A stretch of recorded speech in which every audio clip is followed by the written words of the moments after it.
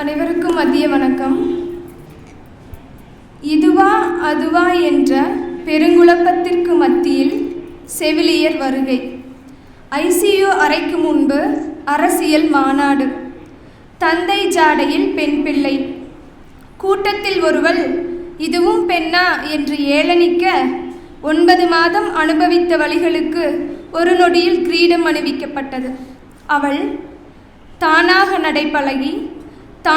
நடைபழகி பேதையாக பேசத் தொடங்கி தானாக கல்வியில் கரைந்து பெதும்பையாக பாடம் கற்று திருத்தப்பட வேண்டிய சமூகத்தில் தானாக மாற்றங்களை கவனித்து மாய வலைகளில் சிக்காமல் மடந்தையாக நிதானித்து அவள் விருப்பம் பாராது திருமணம் எனும் பந்தத்தில் அறிவையாக தலைக்கவிழ்ந்து தெரிவையான அவள் தான் விரும்பியபடி ஆசைப்பட்டு பெண் பிள்ளையை பெற்றெடுத்தாள்.